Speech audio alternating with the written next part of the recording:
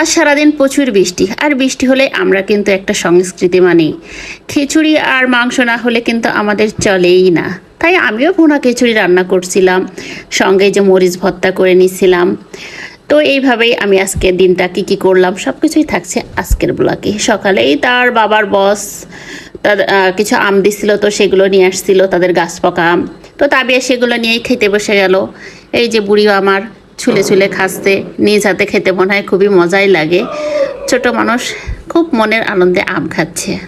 যেহেতু আমি গরুর মাংস রান্না করব, তো মাংসটাকে আজকে ম্যারিনেট করেই রান্না করব। তাই খুব সুন্দর করে সব ধরনের মশলা দিয়ে আমি সুন্দরভাবে মেখে রেখে দিলাম এক সাইডে। তারপর ভুনা খিচুড়ির জন্য কিছু পরিমাণে মুগ ডাল আমি ভেজে নিচ্ছি। তারপর চাল ডালে একসাথে মিশিয়ে নিলাম। 4 কোটো চাল দিয়েছি, 1.5 কোটো ডাল দিলাম। এটা পরিমাণটা ঠিক করে দিলে খিচুড়িটা অনেকটা ভালো হয়। তো সুন্দর করে আমি ধুয়ে রাখছি। কিছুক্ষণ আগে ধুয়ে রাখলে খিচুড়িটা অনেকটা ঝরঝরা হয়। আর আমার বুড়িমার আবার শখ হয়েছে বৃষ্টিতে ভেজবে। বৃষ্টি হলেই এই বুড়ি মানুষটার একটুও মাথা ঠিক থাকে না, শুধু বলে আমাকে ছাদে নিয়ে চলো, আমাকে বৃষ্টিতে গোসল করব। বৃষ্টিতে গোসল করলে তার আবার কিছু হয় না। তো ওই যে মাশাল্লাহ, বৃষ্টিতে তো সবাই ভিজে একাকার।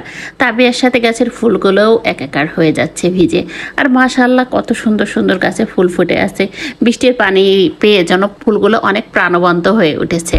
আর আমার ছোট্ট তাবিয়া তো সেই বৃষ্টির পানিতে নেচে গিয়ে একাকার। তারপর আবার চলে আসলাম, এসে আবার রান্নার পেঁয়াজগুলোকে হালকা ভেজে নিচ্ছি। তারপর ম্যারিনেট করা মাংসগুলোকে এর ভিতরে দিয়ে দেবো, দিয়ে কিছুক্ষণ রান্না করে নেব। মানে কষানোটা আমি কষানো হয়ে গেলে তারপরে প্রেশার কুকারে শিশি উঠাই আর কি, এই জন্য দিয়েই এক সাইডে দিয়ে দিলাম। তারপর খিচুড়ি রান্না করব, তার জন্য আমি পেঁয়াজ রসুন সুন্দরভাবে ভেজে নিচ্ছি। যেহেতু ভুনা খিচুড়ি রান্না করব, এটা আমি ভাজি করেই নিতে হয় আর কি। তো সব ধরনের চাল ডাল দিয়ে ভালোভাবে ভেজে নিচ্ছি। ভাজার এটা যত সুন্দর করে আপনি ভেজে নেবেন, এটা রান্নাটা অনেকটা ভালো হয়। তারপর ফুটিয়ে রাখা পানিগুলোকে আমি দিয়ে দিলাম পরিমাণ মতো।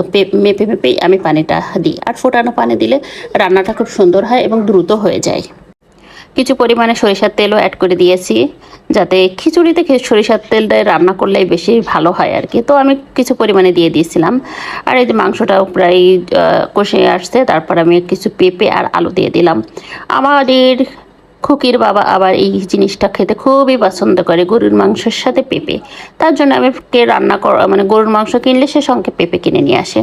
তো এবার পরিমাণ মতো পানি দিলাম, দিয়ে নেড়ে চেড়ে ঢাকনা বন্ধ করে দিয়ে দেব, হয়ে যাবে। তো দেখতেই পারছেন আমার খিচুড়িটা তো অলরেডি হয়ে গেছে, কত সুন্দর ঝরঝর হয়েছে।